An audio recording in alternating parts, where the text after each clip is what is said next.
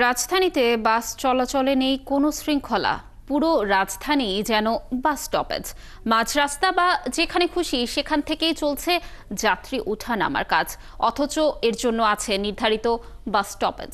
সংশ্লিষ্টরা বলছেন, দীর্ঘদিনের এই অনিয়ম ঠেকাতে দরকার আইনের কঠোর প্রয়োগ।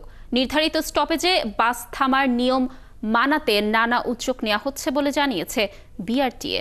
আরও জানাচ্ছেন মোহন ইসলাম। রাজধানী বিমানবন্দর সড়কের বনানী এলাকা, মাঝ রাস্তায় বাস থামিয়েই চলছে যাত্রী ওঠানামা। শুধু মাঝ রাস্তাতেই নয়, পুরো রাজধানীর যে কোনো জায়গায় যে কোনো অবস্থায় যাত্রী হাত তুললেই থেমে যায় বাস। কোনো নির্ধারণ কোনো পয়েন্ট নাই। এই যে যেই জায়গায় যাত্রী সিঙ্গেল দাও যে থামাইতে হয়, যাত্রী থেকে যদি নাও থামায় তাহলে তো মনে করেন ছাত্রকে মার খাইতে হবে আমাদের। যেখানে সেখানে যাত্রী ওঠানামার কারণে তৈরি হয় যানজট, নষ্ট হয় যাত্রীদের কর্মঘণ্টা। মাঝ রাস্তায় যাত্রী ওঠানামার কারণে দুর্ঘটনার নজিরও কম নয়। অফিস টাইম, কলেজ টাইম, আমাদের ভার্সিটি টাইমে ব্যাঘাত ঘটছে। কোনো পরিবর্তন নেই আসলে, আগে যেরকম একই রকম। সড়কে শৃঙ্খলা ফেরাতে ঢাকা রোড সেফটি প্রজেক্ট বা ডিআরএসপি নামের একটি প্রকল্প বাস্তবায়নের উদ্যোগ নিয়েছে ঢাকা মহানগর পুলিশ ও জাপান আন্তর্জাতিক সহযোগিতা সংস্থা জাইকা।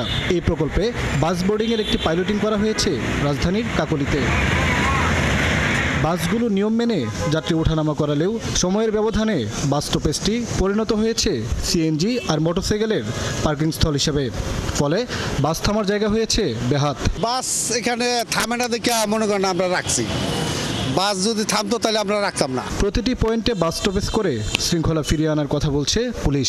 যাত্রী ছাউনি আছে, অথবা বাস বে আছে, অথবা নিজের পক্ষে একটা স্ট্যান্ড লাগানো আছে বাস স্টপেজ, সেখানে থামানোর চেষ্টা করছি।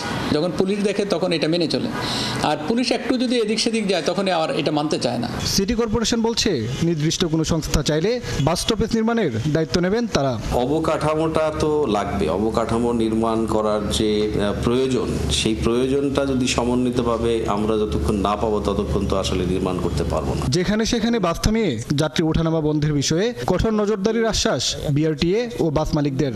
ঢাকা শহরকে বাস রুট রেশনালাইজেশনের আওতায় এনে মূলত ডিটিসি এই কাজটা করছে। সেটা 6টা সেক্টর আমরা ক্লাস্টারে ভাগ করেছি।